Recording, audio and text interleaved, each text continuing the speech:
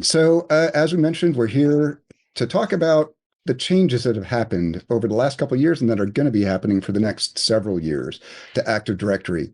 Um, if you are familiar with Active Directory, you will know that really there was this long period of time where nothing really happened, right? Lots of changes occurred from 2000 all the way to 2016, and then like nothing for 9 years. And suddenly something began to change. We're going to kind of go over all of that.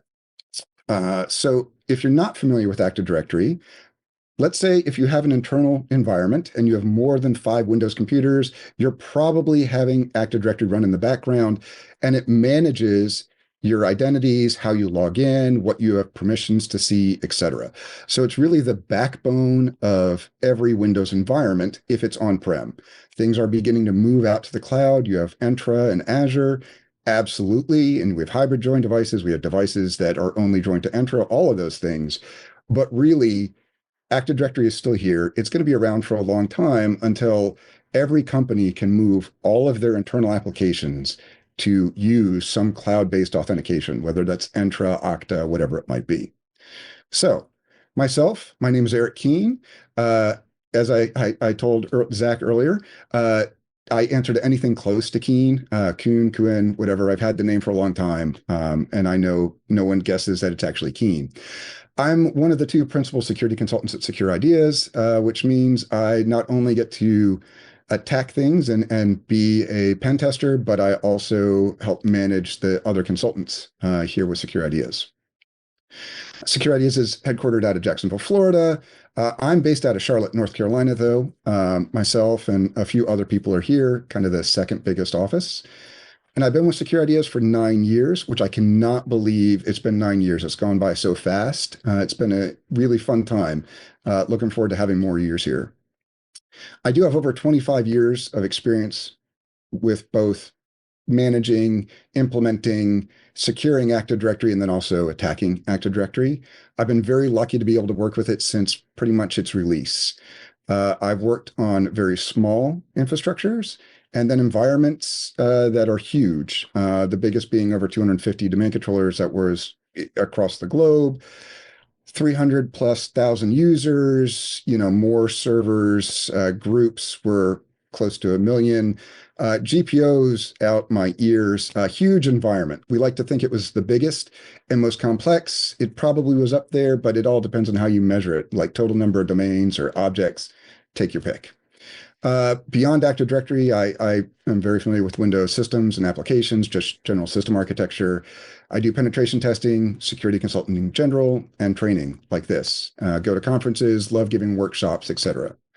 I'm also a IANS faculty. If you're not familiar with IANS, it's talking to subject matter experts about something that you're interested in doing. It's another form of consulting. Yeah. It's really about talking to experts in the industry to see what might be the best thing, not necessarily just what you've read or seen. And on top of that, I'm a MITRE attack framework contributor. I love MITRE as a way of talking about attacks and tactics and things that were used, not necessarily like, hey, we're going to do this specific attack scenario, but really talk about what was done. Give, once again, that common language for people to understand, since every pen testing company tends to call their findings something slightly different. Gives a good uniform method of seeing what it is. Other interesting facts. I'm a movie enthusiast. I was actually a film and audio major in college, decided that I didn't want to be a starving artist in New York or LA because that was the only options when I was going to school. Really wanted to settle down and have a family with the woman who became my wife. So left that, got a job in a computer lab because of a friend of mine, and just really took off from there. I do love playing games, board games, computer games, online games, role-playing games. Take your pick. I really enjoy it. I still don't have as much time as I would like to play games. I'm a father of 4, but 3 of them are now at college. The last one's going off to college. And if you have kids going to college, you will find out that the year ahead of time and the year of college turns into a never-ending journey of visiting different universities at different times. So I've been traveling a lot and very busy. looking forward to sitting down and playing more games with my friends and wife and everybody else. So looking forward to it. Yeah, lots of road trips. Um, also secure ideas to level it out. You may not be familiar with the name secure ideas, but you probably have heard our motto, professionally evil. We like to think that way when we're attacking our clients, right? When we're under contract, we want to be an attacker, just like they are acting, just in a professional manner, right? Only when we're actually hired to do so. So let's talk about why we're really here. Once again, we're talking about changes and the recent change timeline. And I put recent in quotes just because we're talking about going back to 2022.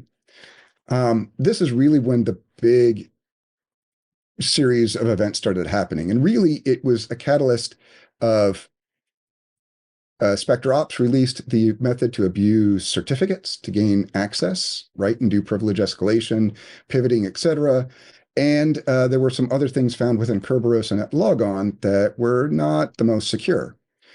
So Microsoft threw in some fixes, right in late 2022, October, November timeframe. They released a bunch of hot fixes to correct the Kerberos and NetLogon issues.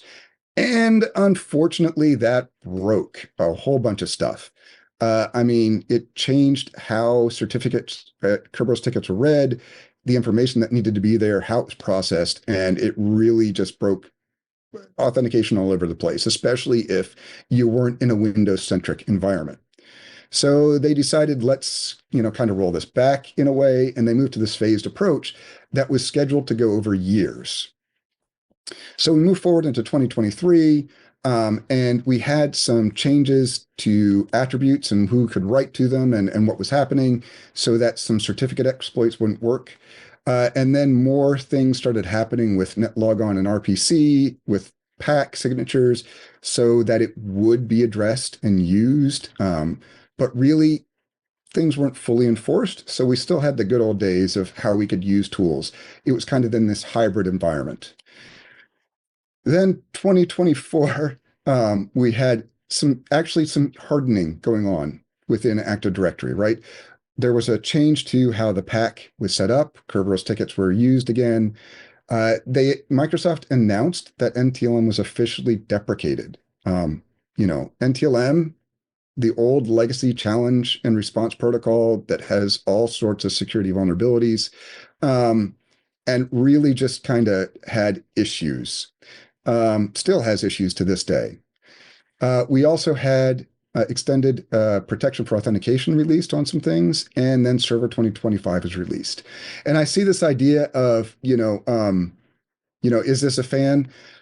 I wouldn't say necessarily that this is a fan. It's just kind of the perspective of how things have changed. As I said, yes, there are still problems. Don't get me wrong. Lots of things with bad passwords and other issues that people have put in, but there are actual security changes being placed into Active Directory to cover issues, right? So we're kind of in this better state than we were. It doesn't mean it's perfect, but definitely better. 2025 hit, and that's where all of the enforcements really came into play. Things like certificate authorities need to be fully registered for them to be used for authentication. We need to have strongly mapped certificates for it to work. And once again, now you need to have the restructured PAC, which means some of the older tools don't necessarily work as well as you would want. When we think about this year and going, right, what's changing? Well, number one, Microsoft announced recently, very early this year, late last year, that they're getting rid of RC4, right? RC4 is for Kerberos tickets. RC4 is not a very secure encryption method. It's pretty easy to break. It's being deprecated and phased out. Once again, it's not just being turned off because Microsoft has learned if we just turn it off, things are going to break. So it's being slowly phased out. In theory, the second half of 2026, we're going to start seeing more things happen with NTLM to really start that process of getting it out of our environment.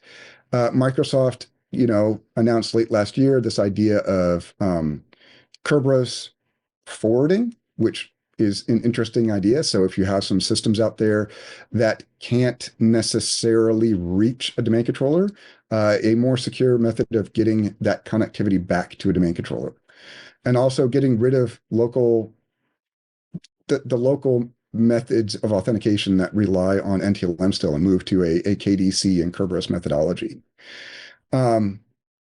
Some things are going to happen to really change some core Windows components so that they always negotiate Kerberos first, which I find hilarious because that is the default way everything was supposed to be working since like Windows 2000.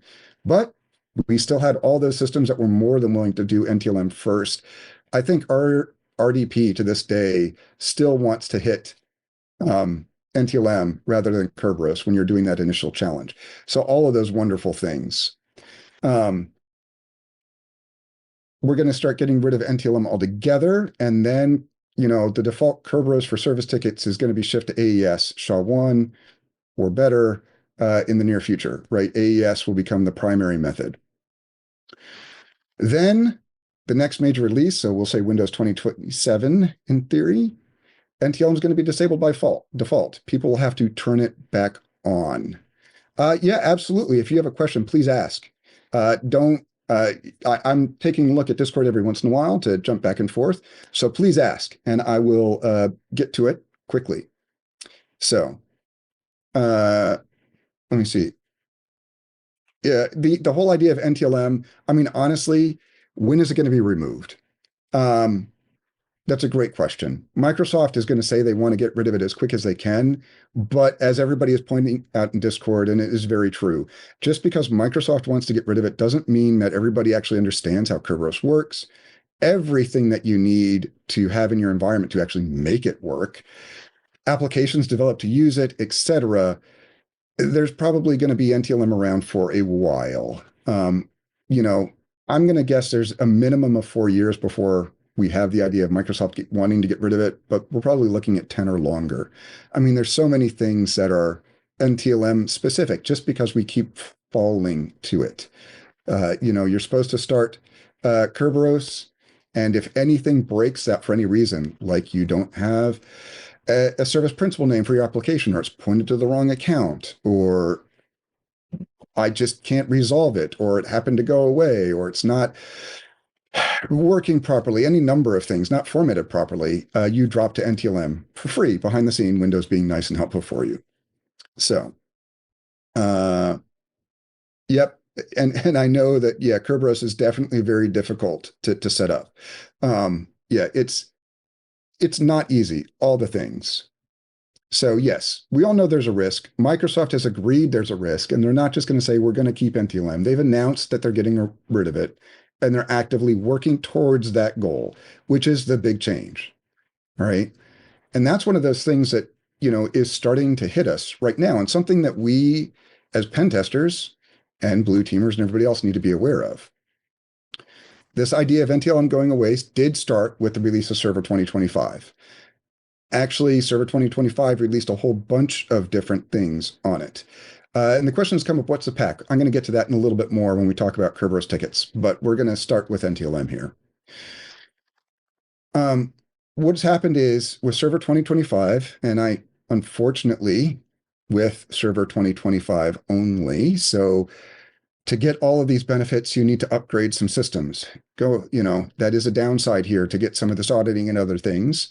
But with Server 2025, it doesn't understand the full authentication mechanism with NTLM v1. It can still be used for some things, like if you have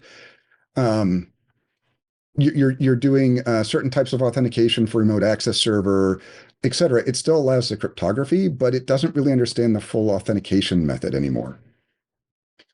So to start prepping us for the removal of NTLM, Microsoft has introduced some new auditing that is open on Server 2025.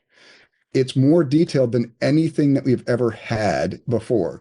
It's not only why did this occur, like why was it selected over Kerberos? Why did you drop to NTLM if you're supposed to be? Because I thought I had this application configured to use Kerberos. Who actually requested it, the process that was actually doing it, where it came from, the name, IP address, all of this information. All right. it's in a different location altogether. It's not sitting underneath the security event log, which is both good and bad. Good on the sense that it's isolated to its own environment, bad in the sense that we have to look somewhere else. It's also not turned on by default. You have to turn it on, even with Server 2025, right?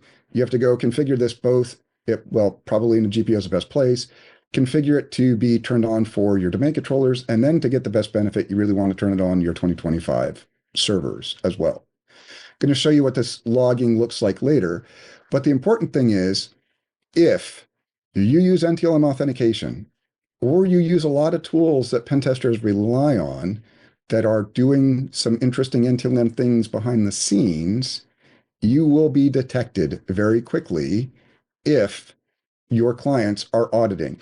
And if you are a blue teamer, this is something that you should be turning on so you can start getting this view into your environment.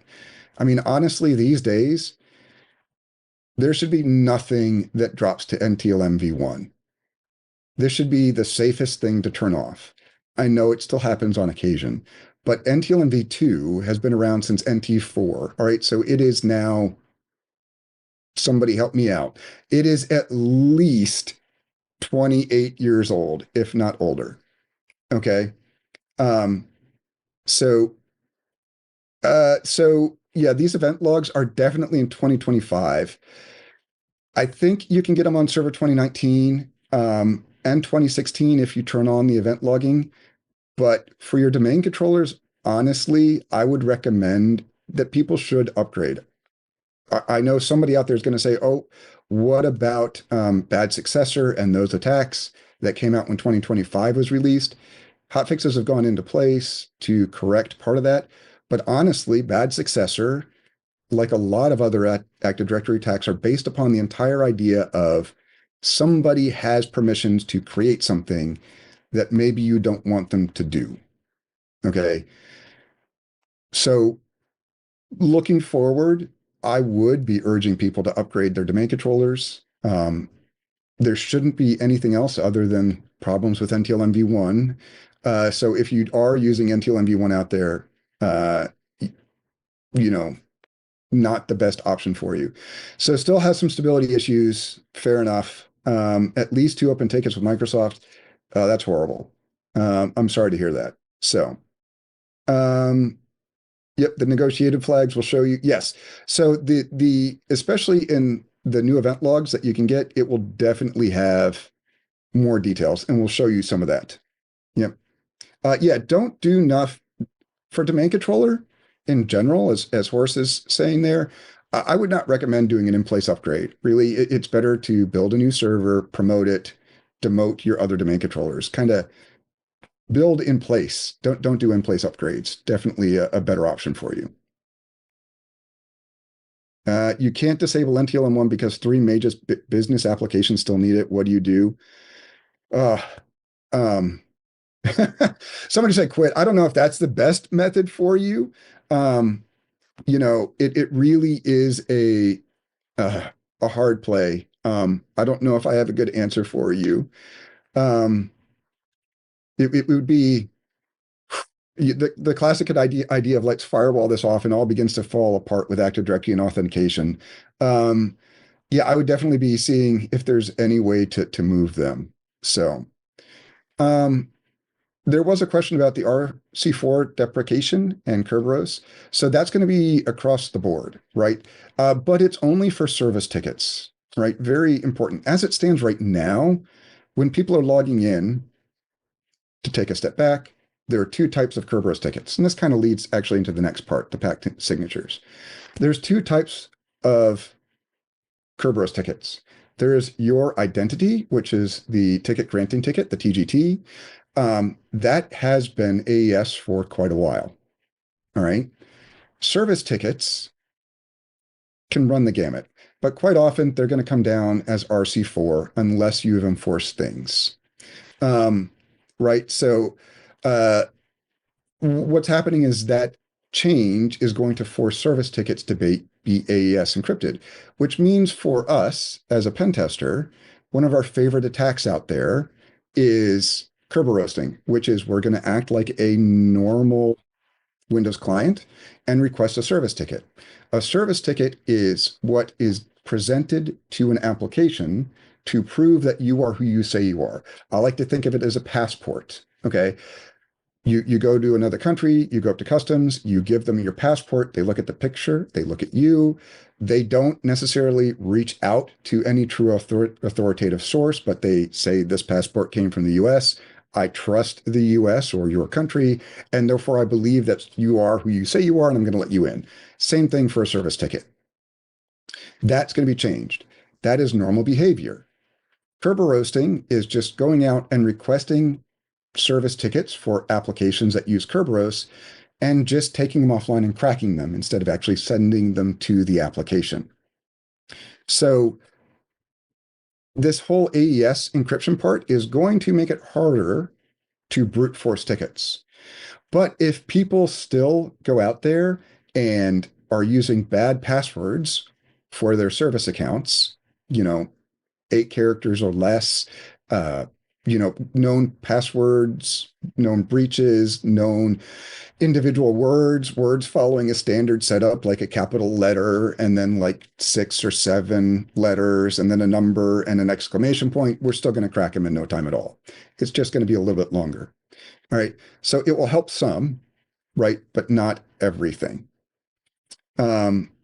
So let me see as I kind of go back through Discord here. The idea of moving an application to another domain is one way that you could absolutely solve that issue of that NTLM v1, other than you're talking about a huge migration. That's a lot of work. So let me see, what else? So when we talk about the PAC, because we covered this before, this was a big issue and caused all sorts of problems. Probably initially when things began enforcement.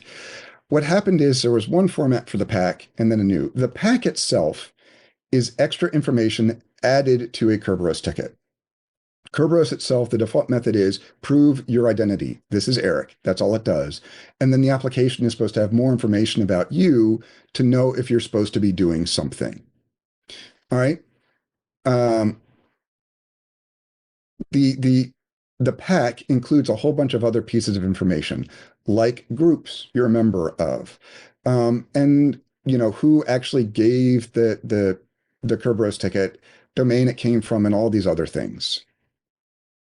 The PAC changed, and tools like Mimikatz and other things didn't immediately work. And honestly, I'll be honest right now, I have troubles even with the newest version of Mimikatz getting it to do the new PAC. Rubius has become my new friend for generic tools, right? Or build your own and to do that type of authentication. But to top it off, beyond the tools, we have this idea that a lot of the documentation out there with the tools say that when you build your Kerberos ticket using a tool, build a golden ticket, which is just you're forging a new TGT for yourself instead of requesting a real one. A lot of the documentation out there is still saying use this method right past this hash. Your old NTLM hash still works, will work forever, right? Probably work forever. However, since 2008, there's been these other methods down here, AES, right? All the tools will let you specify those hashes instead when you're messing with Kerberos, and that's what we should be using. Okay. Yeah, exactly. As Roswell said, right? You need to really start moving to AES for any tool that's that's building a ticket or doing Kerberos authentication based off of a hash. Use NTLM instead of AES. You will have a better chance of remaining undetected. Although, once again, a lot of these tools are doing some interesting things behind the scenes that I will show. I'm not familiar with DC LimeWire, so I can't answer that one. So we should be adapting tools out there. And once again, Rubius, IM Packet, a lot of those are already capable of doing it. They just don't reference it necessarily off the bat, right? And so we just need to start using the new one. Ah, LimeWire, I apologize. Not thinking about that way. Malware delivery. I was completely lost. So going back to certificates then, this is another thing, huge attack method, still very popular to this day. And it used to be similar to all of the documentation for tools that's out there that say use this older hash method, the old NTLM version, instead of the new AES. A lot of these didn't include the extra attributes that you need to add when requesting a ticket. All right. It's well known now that, when you use certify or certify or anything like that, that you need to add the SID. That's the idea of the strong mapping. Microsoft said, we aren't just going to accept a certificate that says it belongs to the domain admin. It needs to actually have some other pieces of information to prove that fact. The SID is how that is mapped at this point. So when you request a Kerberos ticket, or sorry, a certificate, you need to include the SID of who you're trying to become when you request the certificate, not just here's the name. The protections that Microsoft have put in place for abusing certificate-based authentication, the default set, were out there to prevent us from manipulating information in AD to fool the certificate authority to believing we are somebody else, right? You can't write to certain attributes anymore that would let you just say, yes, I am this person. That doesn't change the fact that many organizations have very insecure certificate templates out there that allow you to go and state without a doubt that I am this other person. And as long as you include the SID of that other person along with your request, you get to be that person, right? And we'll kind of show this in a little bit. I do like to point out that while Certify is a great tool out there, Certify is a great tool that's out there, you don't need to use them if you have a Windows device. You could do the exact same behavior to request a certificate by using the inherent Windows tools.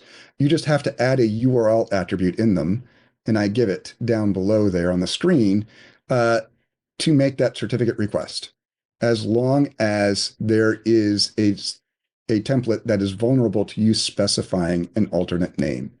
If you're familiar with Certify, or you've heard it is called Escape One, right?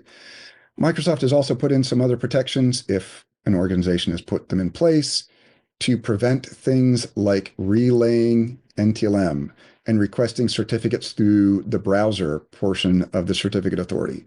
All of these can be put in place. They just may or may not actually be implemented yet. If they are using Server 2025 as a certificate authority, it should be in place. They may just need to change it from expected to required. It's not expected. I can't remember the default term, but change it over to being enforced. So I've been told that the next version is Server 2028, and there's going to be a whole bunch of other security enhancements.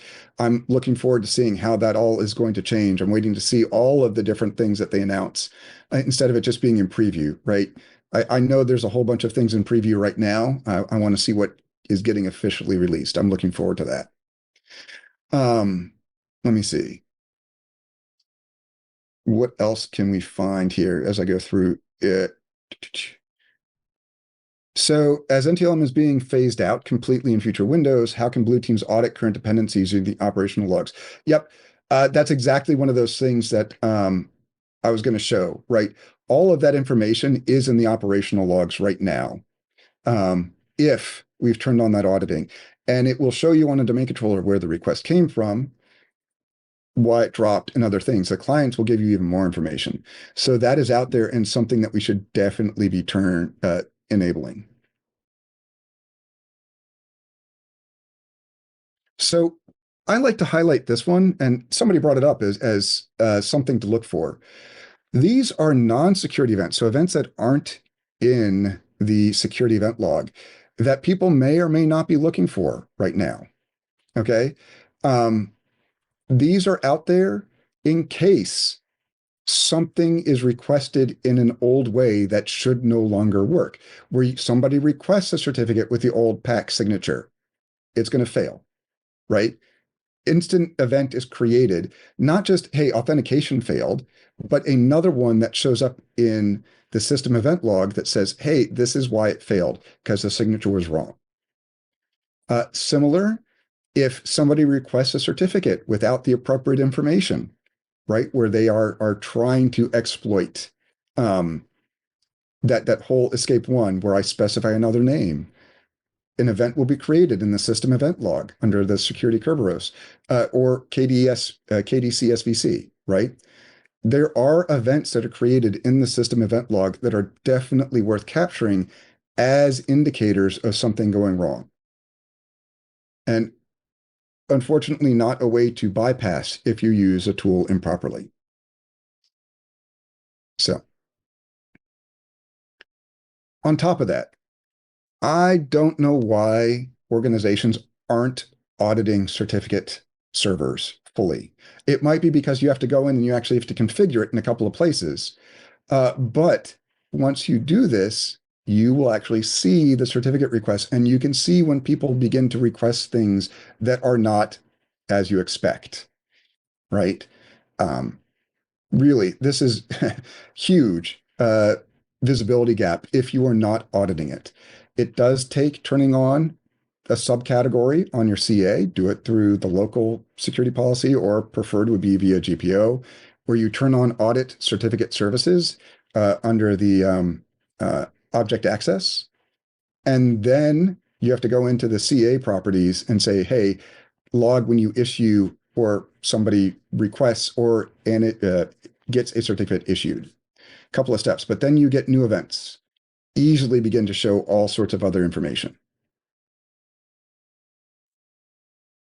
Uh-oh, what's wildly oversimplified? Something I said? Oh, no, we're talking about something else. Perfect. So, Kerberos enhancements. Mentioned things that are going to be occurring very, very soon.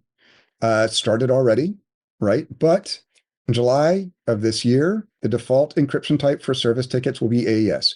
Already mentioned that this is going to help protect service tickets and protect service accounts as long as the passwords are strong. Okay. Attackers will have to hope that a service account has a weak password. But honestly, right now, if you have a very, very strong password, 25 characters, etc., you are pretty well protected, but this is going to make it even harder, right?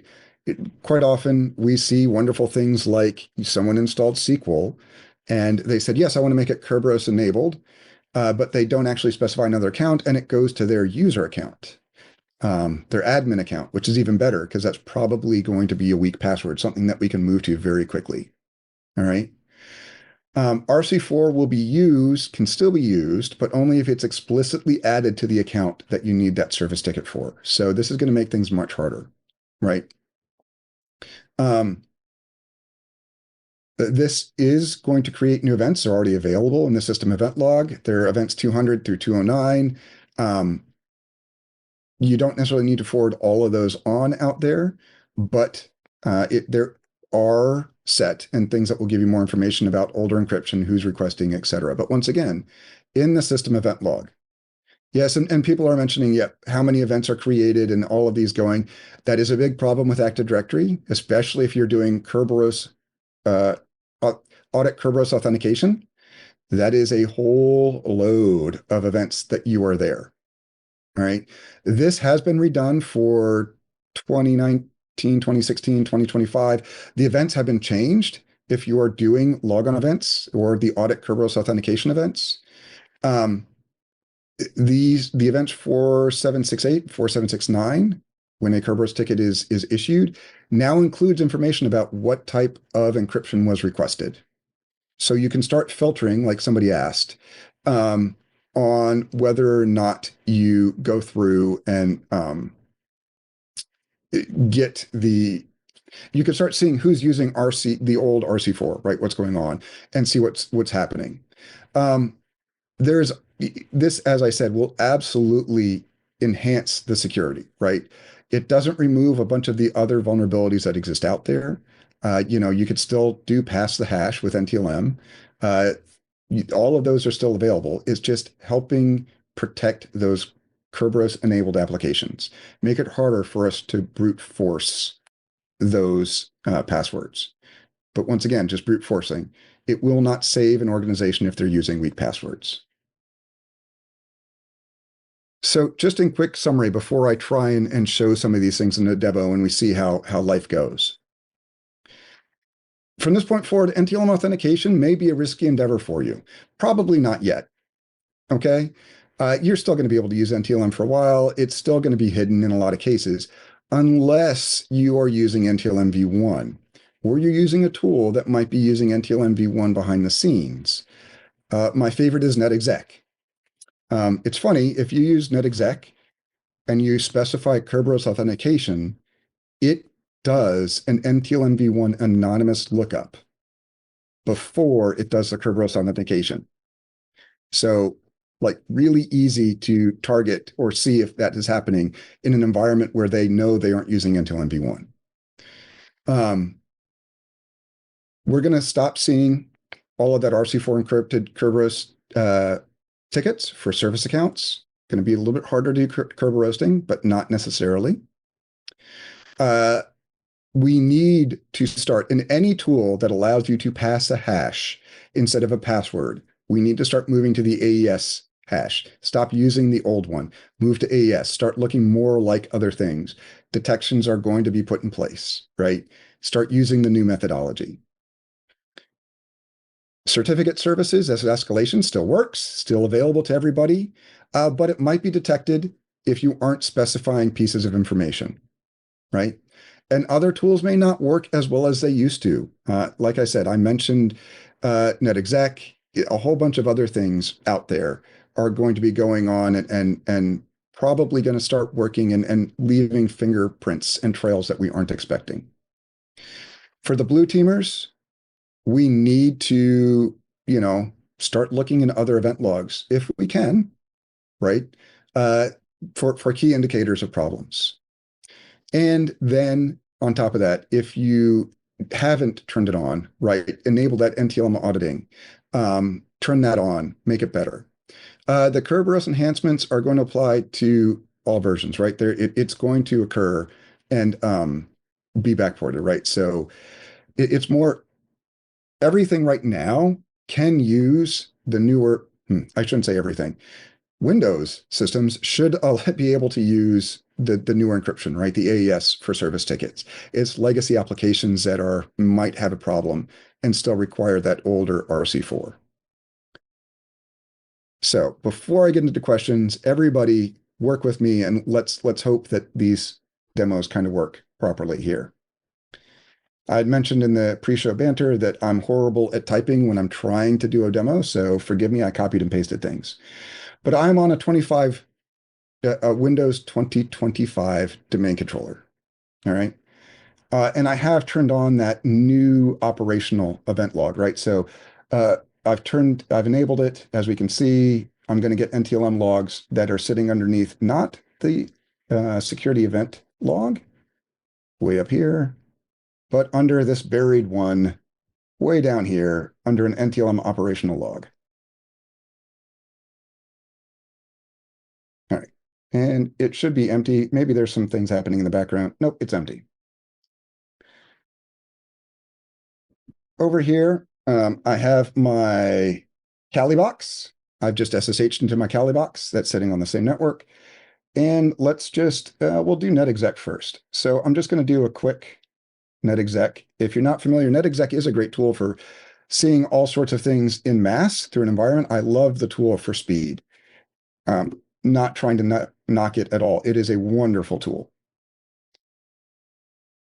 And I connected to, in this case, I connected to my domain controller, that is IP1. And we see, hey, there's this wonderful thing that says NTLM was used to authenticate to this device. So this is what you would see on a Windows client or a Windows server. It said where it came from, the IP address, other pieces of information.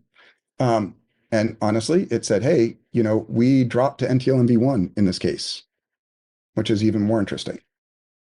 So if I connect to, let's say, another server on my environment, which is the certificate authority, there we go. Same thing, used a password, and it is a different event. Let me make this a little bit bigger for folks, maybe. And we could say, hey, this was actually forwarded on. And I don't know if people can see this very well because the Windows event log is very small, right? It said it was forwarded on, and it said the person was trying to reach this, right? This thing on this device. So I was actually trying to connect to the CA, but we dropped to NTLM and they were trying to access the file system. All right. So if we go forward and now we use Kerberos because we're like, oh, we don't want to use NTLM. I already have the Kerberos ticket sitting here in the Ccache file as a Ccache file, but I'm going to tell netexec to use this. All right. So in this case, I didn't use a password. I used my Kerberos ticket. I requested a TGT, an identity. Do a quick refresh. And here is that anonymous, right? NTLM v1. So even though I said use Kerberos, right, it definitely still made that NTLM v1 call. So something to be aware of. Very easy to detect certain tools that are working in the same way. All right. Certificates, we're going to see the same general type of behavior. So if you're not familiar with this, the certificate exploit, I have a CA here. I'm going to use certify in this case. I'm going to ask it to go find a vulnerable certificate. You don't need to use certify. You can use other tools just as well. This is just a classic one and the most common, I would say, out there for pen testers. It gave me the results and it said, hey, there's this template out here, new user one, that says anybody can enroll it and we can specify we want to be somebody else. That's pretty neat. I want to go here and I want to say operationally, let's just review and see how this one came in. Lo and behold, yet again, we dropped to NTLM v2 to make this request. All right. Let's actually request the ticket. I've already done my recon, right? It was easy. I have a user account to do this. I know what the SID of the administrator account is, and all I'm going to do is specify, hey, I want to use this SID. I want to be administrator. Even the certificate is being requested by me, just a regular user.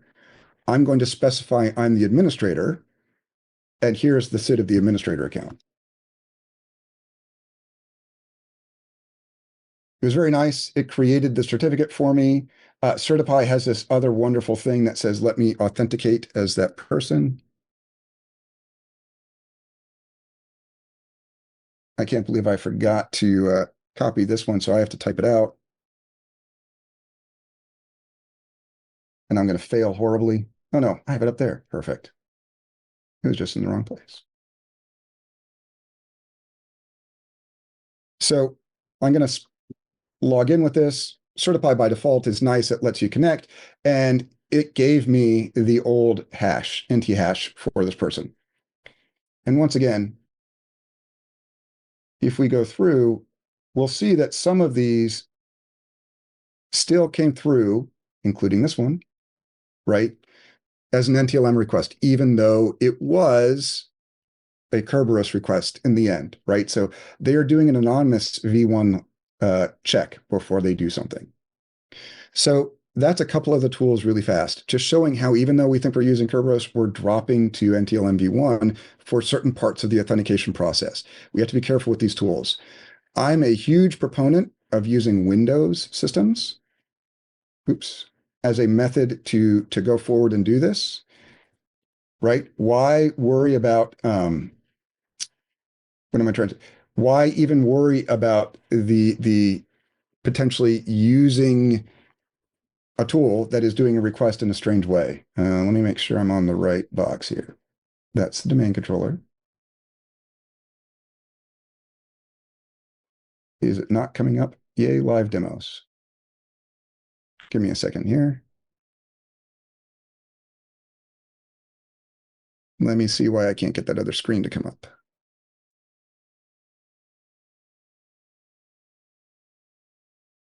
All right, well, let's do it in a different way.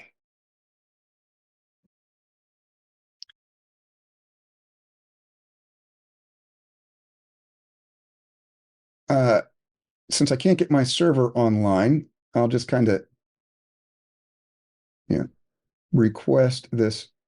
Did it again. This is why everybody loves demos, just to see people having issues with them. I know it. What I want to show here is all of these requests by default. I have not turned on the auditing, absolutely created an event, right?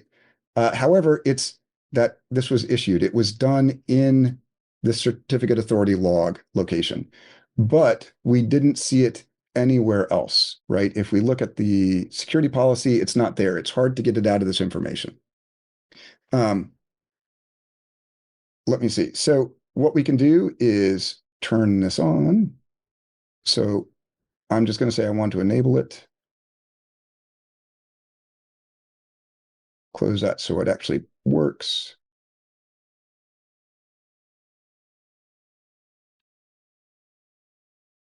Manage my CA.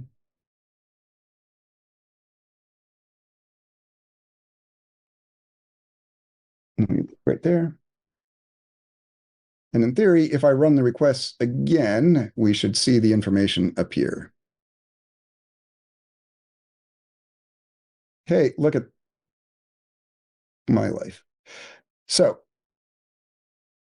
I'm going to just request that certificate again. Yep, replace that guy.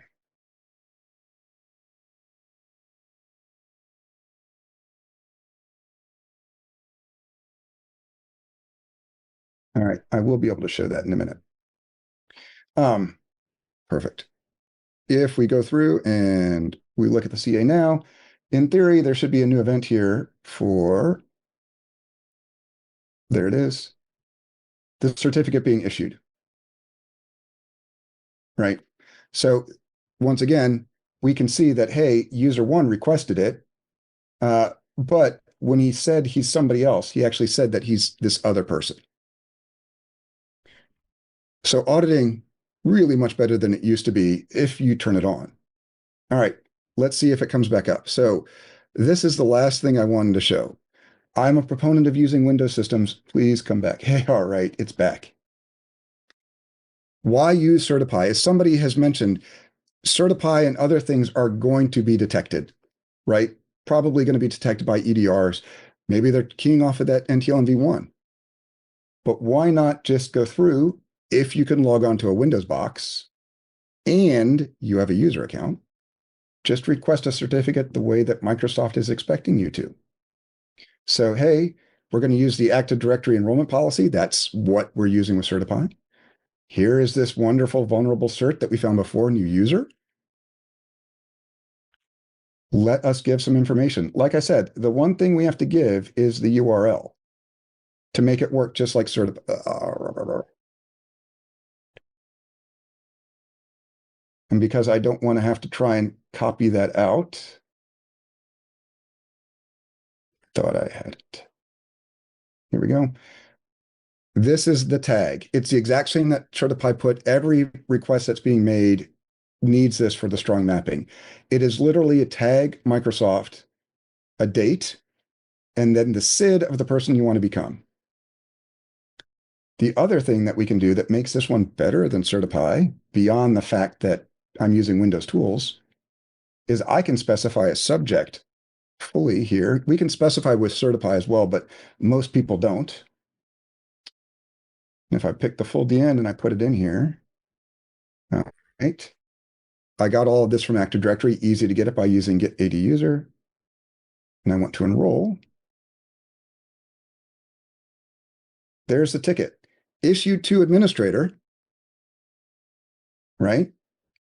If we look at the domain controller, I hope, watch it prove me wrong, there was no NTLM authentication.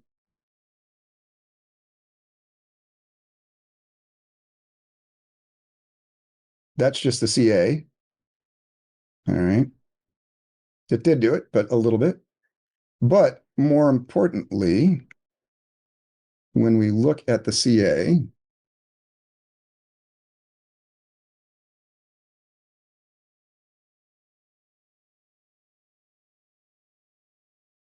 even though it still says it was issued to me, the certificate looks a little bit different, right? It has the other information that it's looking for, like the subject. Of course, it's not doing it now. There goes my demo, guys. Not working the way it does when I do it on my own. So it does give that the extra information was here. It still says that lab user one gave it, but the certificate looks more like a real certificate, might bypass things a little bit better than the old way. So anyways, with all of that, with my demos failing with live, because you know what I'm going to say, it's because I was expecting, 1,300 people.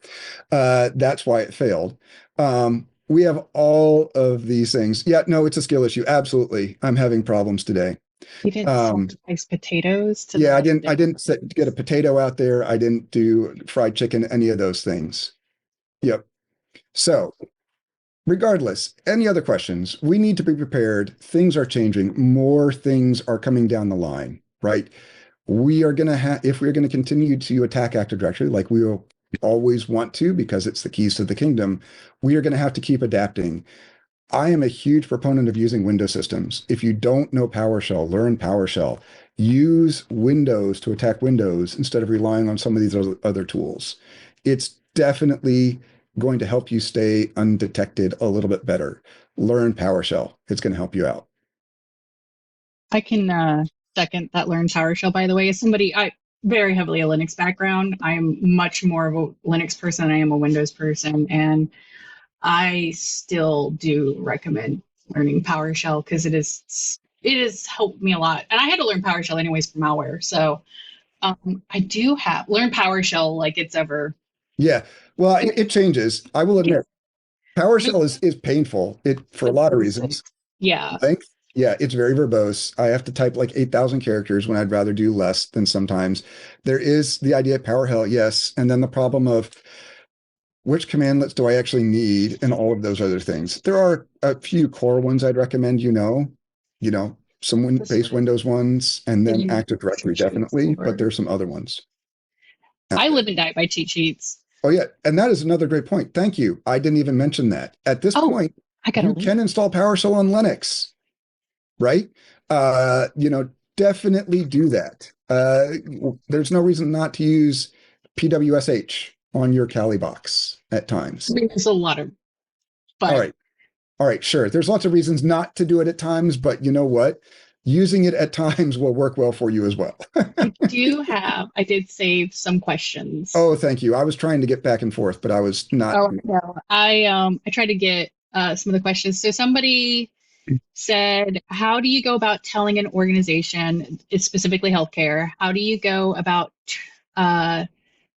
basically telling them to turn off NTLM? Because it's a tough conversation. And a lot of the people said that trying to really highlight the associated risk and the exposure with it is a good way to kind of stress it to them. But do you have anything that you would like to add? No, I think that's absolutely true. It explain the exposure. They're not going to necessarily using security doesn't always work well with management, right? Mm-hmm. There can absolutely be a way of we are using this old system that's talking in a way that doesn't work well, that is holding all of our PHI information, right? It is easy for an attacker to break this and gain access to all of our PHI information. That would make sure it, actually is heard. If you can give some money, monetary value to that, it would help you even more. But yes, risk.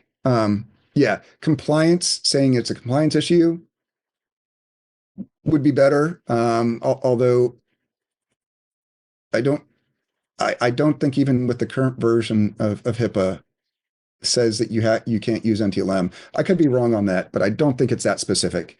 So, yeah. Roswell did have a bunch of really good questions, so I don't know if we'll have time to get through all of them, but I'll go ahead and read some of those. Uh-oh. As we see NTLM and RC4, or as we phase out NTLM and RC4, what architectural considerations should be made for legacy applications that still rely on those protocols? For instance, can we design hybrid authentication bridges to minimize disruption during the transition? So yes. So even though the default is going to be AES for a while, you still have the option of on the specific service accounts that are running it to specify it can use RC4. I don't know if that's necessarily the best way for you to stay long term. It will work. It should continue to work. You just want to, definitely do what you can to change that. It begins by tracking and seeing what those applications are, and then you can have a better idea of what the actual impact is going to be and how hard it will be to move. I do. I think that I have an idea what this answer is going to be, and it's unfortunately going to be that it depends on your organization. But the next question from them is, looking ahead to the complete removal of NTLM from Windows, what foundational architectural shifts should organizations prioritize now, such as moving to Kerberos first designs or integrating with Azure AD for hybrid scenarios? Ooh. Yeah, so I don't want to take the security consultant depends, but it does. Microsoft has invested, continues to invest a lot of money into Entra and Azure and those offerings. More and more offerings are coming out there first, and then maybe somehow tying back into on-prem. If you want to continue to, stay in the Microsoft landscape, I would be saying it is definitely worth looking at what it takes to move applications to, authenticate against Entra instead of an on-prem. But it is a very different authentication mechanism. It does not work any way similarly, right? So that could be a huge shift. Will disabling anonymous logins nerf certify? So I don't have anonymous actual logins set, right, by default. So I don't think that is going to nerf it. It's just doing a quick request. Oh, somebody's asking about the AD protected users group, my favorite hidden security feature. And I know, Zach, I'm running really late. I'll keep this super fast. You're good. So, that AD protected users group, if you aren't using it, is another thing that you should be putting in place for your administrative accounts that do default Windows things. They aren't logging into applications. If you put those users in that group, they cannot use NTLM anymore. It will not work. It counts as a bad password login attempt, which is why they can't log into apps. As I said before, people don't know how to set up apps properly in Kerberos, and they're defaulting to NTLM, and you get problems. It also limits Kerberos ticket lifetime. It doesn't let them use older authentication mechanisms. It does all sorts of things that really help protect those accounts. Please, please, please use those. Where can everybody get a secure Yep, absolutely. t-shirt? Stops that too. Yep. Sorry. Go ahead, Zach. Where can everybody get a secure ideas t-shirt? Oh, that's a great question. I know we have more. I think we mostly just have, oh, wait, hold on. I know we have the web store that I'll have to go find, but then as far as like the actual like swag. Oh yeah, we have those too. I think we only have like extra larges left. So we could take a look at that. Polos are definitely should be available in the store. Yeah, let me go find the store real quick and see if I can post it. I know I do not remember the link, because I will say I got some of the hoodies from the store that say like, "Hi, my name is domain admin." Yeah.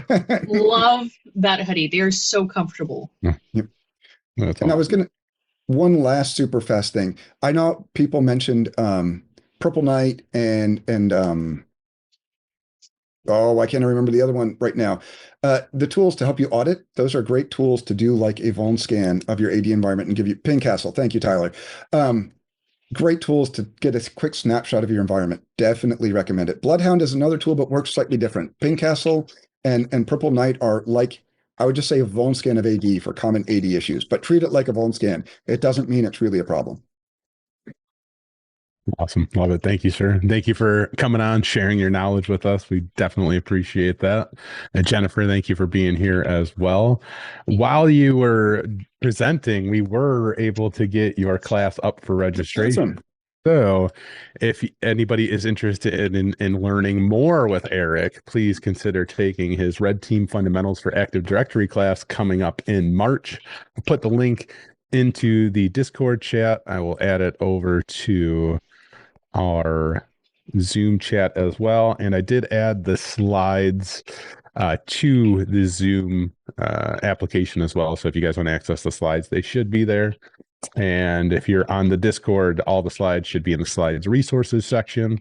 And if you'd also like to compete in this week's CTF, we put the link for that in this resources section as well, but I'll drop a link in the main area.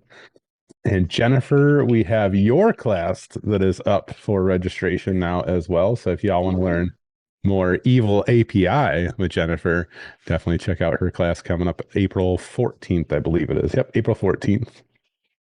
And last thing I got is our SOC Summit coming up March 25th. If y'all want to come and hang out with us for a full day of talks related to Blue Team, incident response, and security operations centers, then definitely check out the SOC Summit. I'll be there. I'm super excited for it, and we'll have a lot of great talks.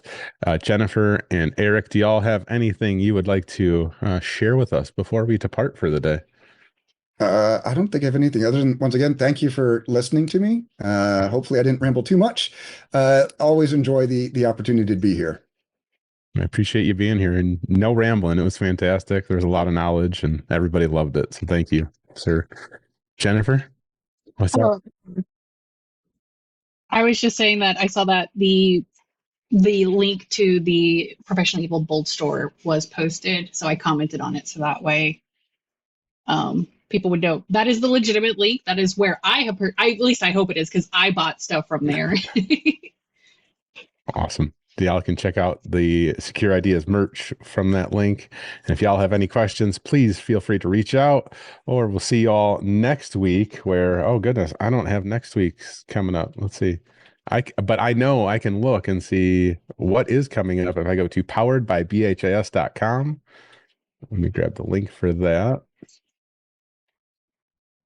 If you go to poweredbybhs.com, it'll take you to our security stadium, which will show you all of the fun things that we're going to be doing coming up. So next week, it looks like we have red teaming AI, OWASP, LLM top 10 with Brian and Derek. That should be a fun, awesome. Very fun episode for sure.